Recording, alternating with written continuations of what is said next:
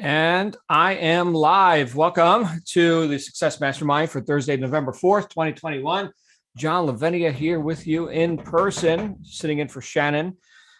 She will be back with us next week. We've got a lot going on. I do see Gail in New Jersey. Hey, Gail, good to see you.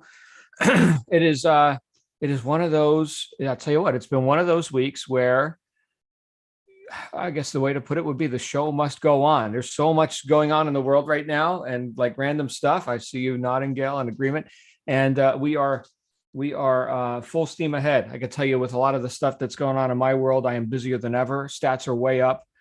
It's awesome. Now, I mentioned just the other day when I was, I think I was hosting on, was it Monday? Yes. How things that I don't particularly have control of have gone in a direction that I do not think is good. But that means that I have more attention to put on things that I want to put my attention on. So that's where I'm going to kind of go with this here today, and kind of commingle that with the stuff we've been reading. Hopefully you've been reading from, excuse me, from James Clear, Atomic Habits, which is our book, which we've got 2 more weeks on. And then we're going to be wrapping up that book, which I'm enjoying. It's not too intense. But at the same time, it gives some good actionable stuff, right? Things that you can actually do right now to cause more resourceful habits to occur in your life. And I know that our friend Mandy hosted Books for Britain, and I believe that was yesterday. Yes. And yes, yesterday. And that was where they started reviewing that book as well. So no matter what side of the pond you're on, we are all studying how to get down to atomic levels of habit creation. It's really good. Anyway, today, by the way, we don't have anything besides this general session on the calendar. Hospitality Suite is open whenever you'd like to use it. That's there for your use. Consider it your meeting room for whatever purposes you'd like. Of course, if you're a member here. Now, if you're seeing this on YouTube, you can go to jlsuccessmastermind.com and get access to all the fun stuff, like what we did last night. Excuse me, still got a little cough going on here. We had Networking Magic with Glenn Henderson. For those who are looking to expand, their reach into the marketplace via organic, networking kind of methods. We also had a special event where you learn to navigate your financial future, and that was pretty cool. That was with finance expert Heather Benton. So you can catch the replays on that as soon as they are posted. And again, that's all within your membership site. So back to the original point that I had brought up here, the idea of, well, I guess we can call it pivoting, right? When we have things that are, that seem to go in a different direction or are random, or that you don't have control of. The question that I like to ask myself when I'm conscious enough to do so is, all right, well, what can I do about it? What part of this can I be responsible for? There is a prayer that was made famous by Reinhold Lieber. It's called the Serenity Prayer. Many of you have heard this before. God grant me the serenity to accept the things I cannot change. Okay. The courage to change the things I can. Okay. The wisdom to know the difference. Wisdom to know the difference. So all of that entire prayer, right? When you recite it and you actually listen to the words, it suggests that, well, for me, here's what I get out of it. It suggests that I'm responsible. So I'm responsible, number one, for choosing to accept or to have enough stillness of mind, right? Serenity, to be able to accept the things upon which I have no control. So part of being responsible is knowing what you're not responsible for. Okay. I didn't run over the cat, right? Now, if it was my cat, well, why'd the cat get out? So in other words, right, what part of this can I be responsible for? Well, I could be responsible for, in this case, participating in developing my own serenity, my own, quietness of mind and objectivity, and remaining in present time, right, to accept things that I cannot change. The courage to change the things I can. Okay, and this one sounds easy, right? This one sounds like, all right, well, I know that I could do something about this. Yes, I am responsible for this. Yes, I can have an effect. So why do we need courage? Well, again, the idea of objectivity, right? If it's just, Can I cause something or not? Do I have control or no control? Right? If we're just looking at it objectively like that, well, then there is no need for courage. But how many of us can truly claim that we're walking around 24 hours a day, 100% objective? I can't, right? Nor is it, my goal in life to be an objectivist, right? Those of you who've studied Ayn Rand, right? Atlas Shrugged, The Fountainhead, well, that she identified as an objectivist, almost like a religion or something, right? And certainly being objective has its uses. And then, there's also times for subjectivity too. So there's the point, is that we're doing the whole human thing. And so I have my own subjective thoughts, feelings, emotion, and which may or may not be serving me. All right. So subjectivity gets really, really loose. And that's where courage comes in. Right. Because if I'm if I'm looking subjectively at, what could I do? Then the other questions come up. Should I? But what if? And what if I fail? And what if I make a mistake? And what will others think? And et cetera, et cetera, et cetera. Right. So we can go on and on and on with all of these considerations. And so what does that mean? That we have to have courage to overcome our own imagined boundaries that we've set up for ourselves. And this is something that's come up for me again and again. Hi, Julia, good to see you. Again and again well, I can do this. I can have this effect. I can take this action. I can change the things that are changeable. Why don't I? So according to that, according to the courage to change the things I can, well, according to that, well, maybe I'm lacking courage. And what did Rollo May say about courage? The opposite of courage in our society is not cowardice, it is conformity. So what's the biggest enemy of courage? If I look, again, subjectively at what causes people to not act, what causes me to not act? Fear of criticism, right? If it's conformity, well then what will they think? That becomes the mantra. What will they think? What will they think? What if I make an ass of myself? And I know Lindsay and I have enjoyed this affirmation, which I did not originate, by the way. I got this from a guy named Tom Johnson. He was a minister in the First Church of Religious Science originally in Morristown, New Jersey, and then he moved to the West Coast. But he said, here's your affirmation. I dare to make an ass of myself. Okay. Thanks, Tom. Fun guy, right? Saying this in front of his congregation. But what does that say? That is a conscious rejection of the fear of criticism. Napoleon Hill talked about this in Think and Grow Rich in the epilogue, the 6 Ghosts of Fear.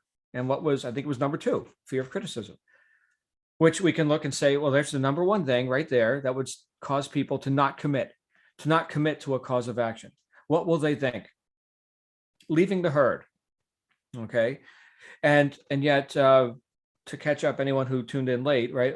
I was discussing how can I actually use Reinhold Lieber's, Serenity Prayer. God grant me the serenity to accept the things I cannot change, the courage to change the things I can, which is the part we're on now, and the wisdom to know the difference. Okay, so right there, courage, that's the part. Okay, to change the things I can. Yes, I'm responsible. Yes, I can. Will I? Should I? And all those other considerations, that's where subjectivity must be addressed. Now, when making decisions, I've been told, and I've even reiterated this in my first book, that successful people ask themselves 2 questions when making a decision, just 2, consciously or unconsciously. Question number 1, will this decision move me in the direction of my goals? Yes or no? And if the answer is yes, then question number 2, will this decision violate the rights of others? Yes or no? And if the answer to question number 2 is no, well, then there is no third question. It's action. Your decision is demonstrated by immediate onset of action, right? So, yeah, good move. I think so. Yes. Okay. Hurt others? No, I don't think so. Great. Do it. Do it. No third question.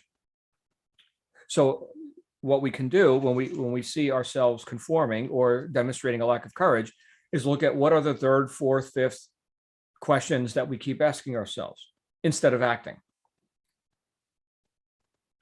Fantastic. right? I mean, that kind of brings it back into more of an objective. Now I've got tools, I've got things I can examine. We can't solve a problem unless we can confront the problem, right? We can't put data to use unless we observe the datum. Right? So just being aware of our own thinkingness about all this stuff and what stops us, how we stop ourselves, really, I guess, is the real consideration, right? There you go. Now we can develop that courage. And I would agree with the statement by Rollo May that it's conformity. It's not so much cowardice. It's the tendency for people, including myself, to want to be accepted and validated and all that kind of stuff. Now, we can also pepper this with an acknowledgement that, and we can see this many examples throughout life, that when the crowd is going in this direction and a few people are going in the other direction, usually it's the few that are right. History is revelatory in the way that we can see, crowds of people, whole nations, etc., right, going in the wrong direction. Lots of agreement there.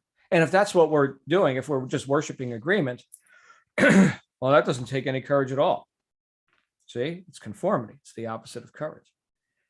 That doesn't mean you're making progress. In fact, you may die, and hundreds of millions of people do.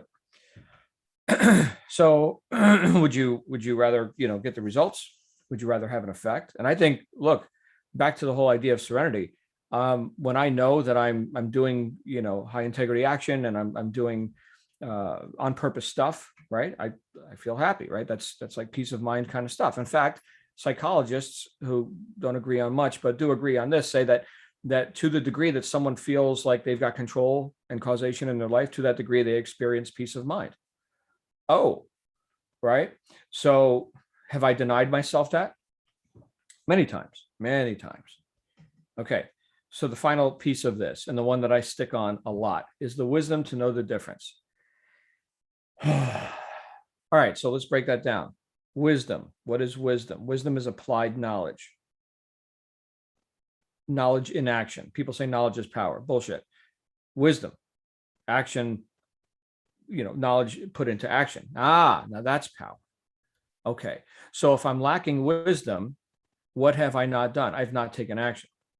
The wisdom to know the difference comes from the act of revealing answers to life and to conditions by my action, not by sitting there hypothesizing about it, but by we could say heuristics, right? Trial and error. Look, we put I'm sure we all did this as kids or whatever. We had science experiments, and how do you, balance the egg, or little stuff, phenomena of physics, right? And heuristically, right, meaning we're actually trying and observing, right? We can assess and we can get data, and now we've got wisdom. Okay. The idea of, and I don't know where balancing an egg came from. The idea of balancing an egg sounds like folly in theory, right? It's going to roll over. That's what eggs do. Okay. I've seen it a million times. And just knowing what I know about gravity and shapes, and flat surfaces and friction or lack of friction. I mean, I know some stuff, but I don't know everything. And therefore I'm lacking wisdom in the area of balancing an egg, which, by the way, I don't know if I could do that today. I know there was some sort of a kid's experiment where you do that. My daughter probably knows how to do it. I don't know how to do that. I'd have to review. See, these are the most important things in life, which I've apparently forgotten. But the point is that until I have wisdom, then I can't make decisions about how to balance the egg. Like, what are the actual methods to do it? So the wisdom to know the difference. This is where I tended to get vague, because we don't know what we don't know. We don't know every step on the path. Okay. All we know is, using reason and memory and stuff, we can look and say, well, this would be a good choice. That would be a bad choice. But the wisdom to know the difference in what? The difference between things that I can control and things that I can't. The difference between what I am responsible for and what I am not responsible for. That's wisdom. So rather than barking up the wrong tree, which a lot of people do, and I've done, okay, here we are attempting to or I guess just making noise, not having an effect, right? This typically happens when we attempt to address problems which affect a group, and doing so just as an individual, right? Personal problems, personal opportunities, right? Yes, me as an individual, I can do something about it, right? Things that affect a nation, for example, I guess I can, bitch and gripe and watch political commentary and whatever. But things that affect the group must be addressed by a group. That's a cognition I had a couple of years back, just looking at a lot of things that I've spent my attention on, right? And we can even take this back to biblical times, right? Here's this Jesus guy, and he had 12 disciples, one defected, of the remaining 11, and this guy Paul showed up, and the next thing you know, there's the church, and right, and they went out 2 by 2. They didn't go out alone either, right? So not to get too biblical with everyone, but it was like go 2 by 2. Don't go alone to the new village to bring the good news, right?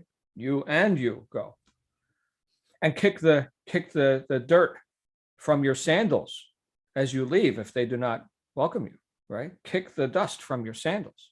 Leave it there. Okay. These are all, I think this is terribly instructive. I'm fascinated by this stuff. This was written thousands of years ago. We're talking about dusty sandals, and it still works, right? I'm thinking of Lindsay right now, whose stats are up in her business. Awesome. So excited. But does that mean that everything she touches turns to gold, or she's magical, or nobody ever says no or anything? No, but we hit the reset button right there. We kick the dust from our sandals, right? Serenity to accept the things I cannot change. Well, there it is. I cannot have an effect there, at least not a pleasing one. Kick the dust from your sandals. Next. And the courage to say next. So back to the idea of the wisdom to know the difference, right? That comes with like actual conscious awareness of the decisions I make, the actions that I take. In other words, not being like, bumper cars, just, where am I going to bounce next? I don't know, right? I can try and steer it a little bit. Next thing you know, I get hit from this side and then from that side, and I hit the wall. No, it's a more conscious way of living. The wisdom to know the difference. Now, if we could do this 100% of the time, well, what couldn't you accomplish, right? Not only would you be able to solve the problems of your own life, you'd also be able to enroll others into bigger, causes, operations, projects, right? So now it's not just you. So bring it back to like Steve Covey kind of basics. In the 7 Habits of Highly Effective People, he talked about working within your circle of influence. You may have this big circle of concern. Okay, fine. But within that circle of concern are the things where you can have an effect. That's your circle of influence. And the more you work within your circle of influence, which includes you and others, okay, the more that circle of influence expands out to consume more of your circle of concern. Now you've got greater reach.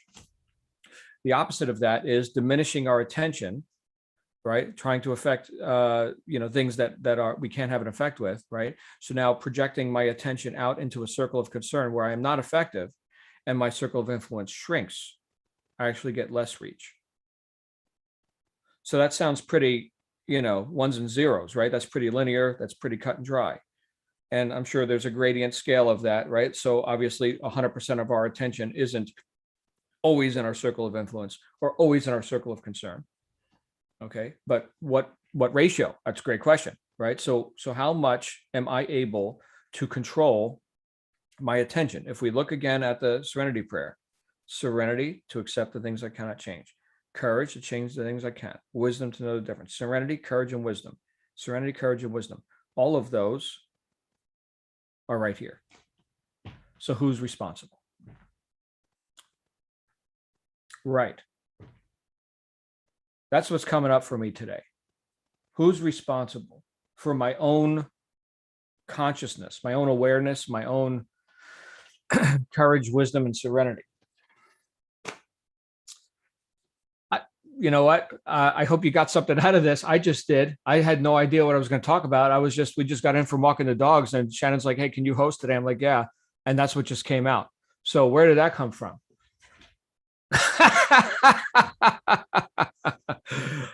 Who's got some thoughts about this intimate group here today? Quite intimate. Hey, Daisy, Gail, Julia, Lindsay. Any thoughts you'd like to share about this new modernized iteration of the Serenity Prayer? No? Well, I want to acknowledge. Oh, yes, Lindsay. Come on out. I liked your take on that. That was really, because you're responsible for you. Mm-hmm. What you do. I mean, even your perspective on things, you're responsible for that. You know, become a victim. Oh, I don't have any power over that. No, kick it off your shoes, your sandals, and keep going. You know, just it's not working. Do something. I mean, don't quit and find another shiny object, but there's other paths. Yeah. Yeah.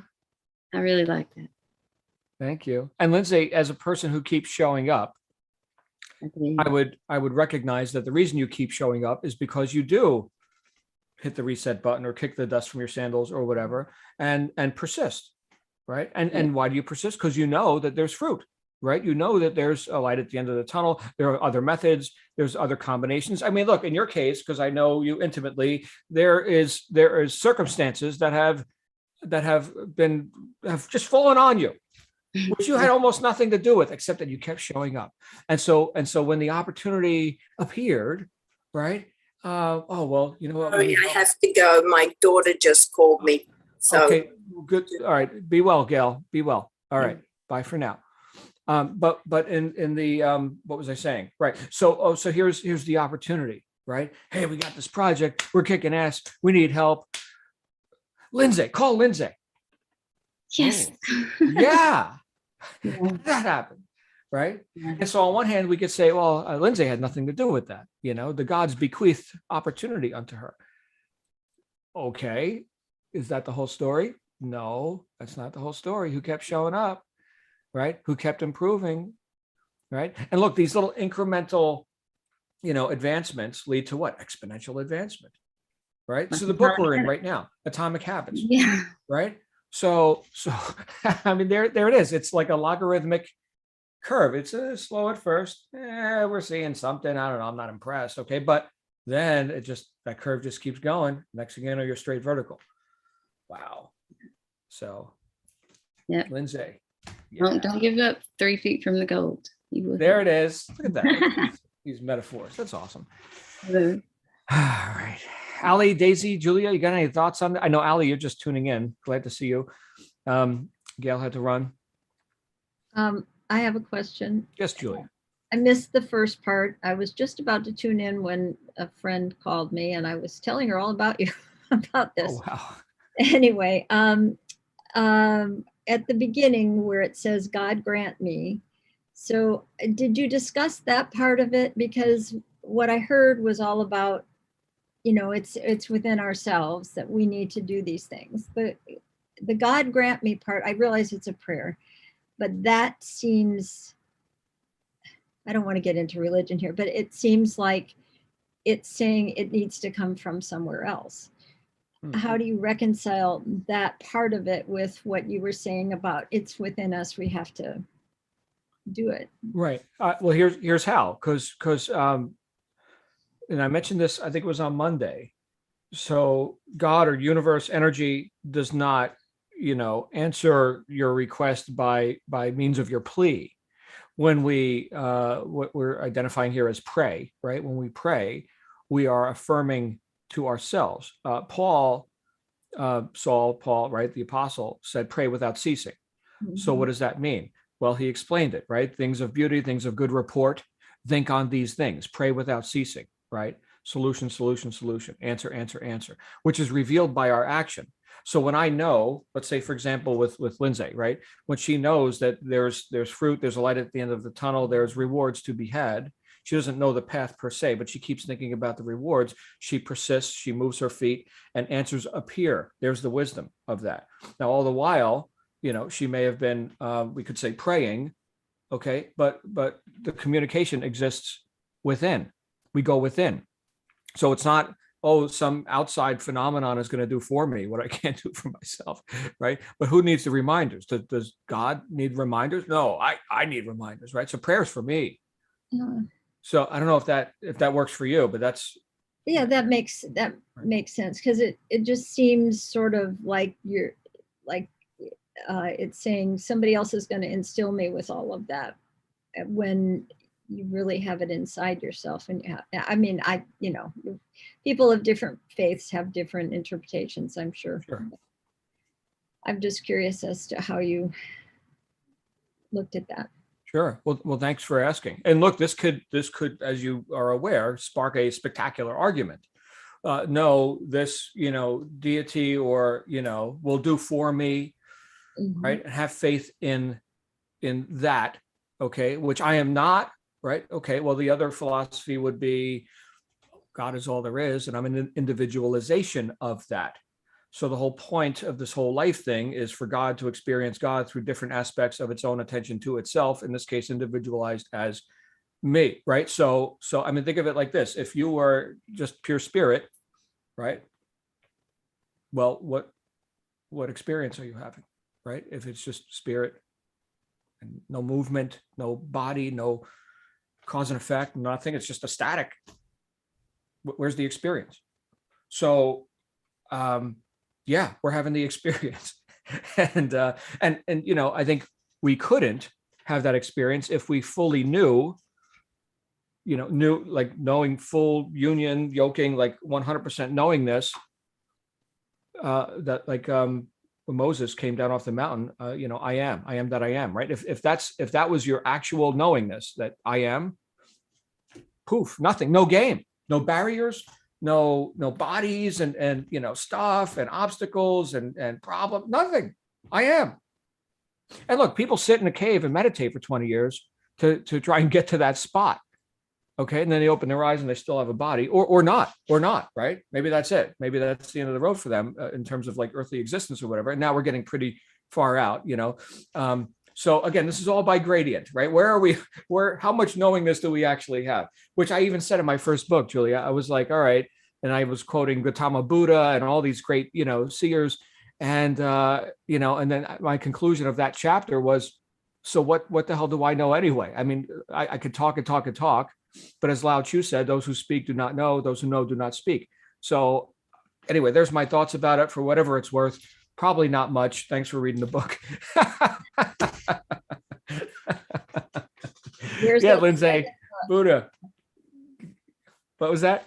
Said, where's that second book? Aren't you working on another one? Oh, I'm working on other stuff right now, but it's in there. There's a second and third in there. But Lindsay just quoted Gautama Buddha when asked, "Who are you?" What did he say? I'm awake. I'm awake. That's who I am. I'm awake. All right, you guys. Thank you for that. Anybody else today? All right. Well, this was fun, impromptu conversation. We're going to get together tomorrow. I'm going to wear a shirt and tie because it's the first Friday of the month, right? So you guys get to see me in all my spectacularness. Anyway, today we have nothing else on the calendar except a ton of work for those of us who are working on certain projects. In fact, Daisy, I'd love to speak with you one-on-one about some stuff that's going on here. So give me a call. I will see you guys again real soon. Make it a